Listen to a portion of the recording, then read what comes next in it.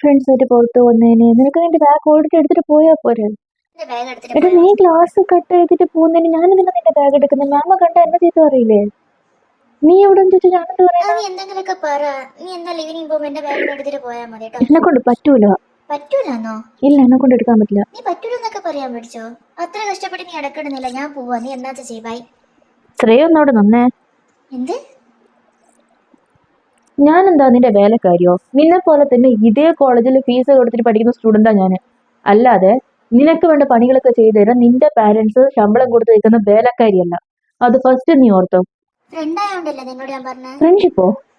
ഇതാണോ ഫ്രണ്ട്ഷിപ്പ്? നിനക്ക് ആവശ്യമുള്ള കാര്യങ്ങളൊക്കെ എന്നെ കൊണ്ട് ചെയ്യിക്കുക. പക്ഷെ എനിക്കൊരാവശ്യം വന്നപ്പോ നീ നിന്റെ തനി ഗുണം കാണിച്ചു തുടങ്ങാം. ഇതാണോ ഫ്രണ്ട്ഷിപ്പ്? നിനക്ക് അസൈൻമെന്റ് ചെയ്തു തരാനും പ്രൊജക്റ്റ് ആക്കി തരാനും ആൻഡ് നിനക്ക് വേണ്ടപ്പോ പൈസ തരാനൊക്കെ ഞാൻ വേണമായിരുന്നു. പക്ഷെ എനിക്ക് എമർജൻസി ആയിട്ട് ഒരു ആവശ്യം വന്നപ്പോ നിനക്ക് ചെയ്തു തരാൻ പറ്റൂല. നിനക്ക് ലീവ് വേണം, ഫ്രണ്ട്സിന്റെ കൂടെ സിനിമക്ക് പോകണം. നീ പൊക്കോ. എനിക്ക് ഇത്രയൊക്കെ പറയാനറിയാവോ? ഞാൻ ഫ്രണ്ട് എന്നുള്ള രീതിയായിട്ടില്ല നിന്നോട് പറഞ്ഞ. ഞാൻ എന്താ നിന്നെ വില കയറിയിട്ട് കണ്ടിട്ടൊന്നുമില്ല. ഞാൻ മാത്രമേ നിന്നെ ഫ്രണ്ടായിട്ട് കാണിക്കുള്ളൂ.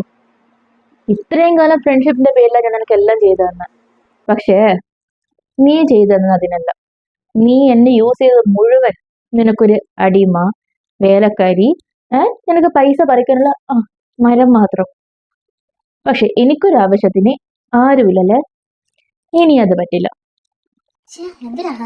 നീ പറഞ്ഞ പോലെ അനുസരിച്ച് നിനക്ക് അടിമപ്പെട്ട് ജീവിച്ച ഞാൻ പാവം നല്ല കുട്ടിയില്ലേ? പക്ഷെ ഞാൻ ഒന്ന് പ്രതികരിച്ച ഞാന് ധിക്കാരിയായി, അഹങ്കാരിയായി, എനിക്ക് ജാടിയായി. എനിക്ക് കുഴപ്പമില്ല, ഞാൻ ഇങ്ങനെ ഇരുന്നോളാം. I don't care. നീ എന്നെ വിട്ടിട്ട് വേറെ ആൾ തേടി പോയാലും എനിക്ക് കുഴപ്പമില്ല. കാരണം നിനക്ക് ഞാനൊരു വേലക്കാരിയല്ലേ, ഫ്രണ്ടായിട്ട് കണ്ടില്ലല്ലോ.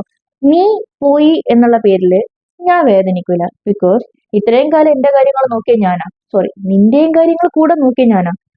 എനിക്ക് അങ്ങോട്ടേക്ക് ഒറ്റക്ക് ജീവിക്കാനും അറിയാം, ഒറ്റക്ക് നോക്കാനും അറിയാം. നീ ഇടപെടണ്ട. എവിടെ വേണേലും പൊക്കോ. പോകുന്നതിന് മുന്നേ ഇന്ന് വൈകുന്നേരം നിനക്ക് ഞാൻ ചെലവാക്കിയ എല്ലാ പൈസയും, നീ എന്റെ കയ്യിൽ നിന്ന് കടം പറഞ്ഞ് വാങ്ങിച്ച എല്ലാ പൈസയും എന്റെ കയ്യിൽ തന്നിരിക്കണം. തന്നില്ലെങ്കിൽ നീ ഇത്രയും കാലം കണ്ട അനു ആയിരിക്കില്ല ഞാൻ. അപ്പൊ പിന്നെ എങ്ങനെയാ? മോള് പൊക്കോ. പോന്നതിന് മുന്നേ മറക്കണ്ട, ഇന്ന് വൈകുന്നേരം എന്റെ റൂമില് പറഞ്ഞ മുഴുവൻ പൈസയും എന്റെ കയ്യിൽ നീ കൊണ്ടുവന്ന് തരണം. തന്നില്ലെങ്കിൽ നീ കൊണ്ടുവന്ന് തരും. ശരി.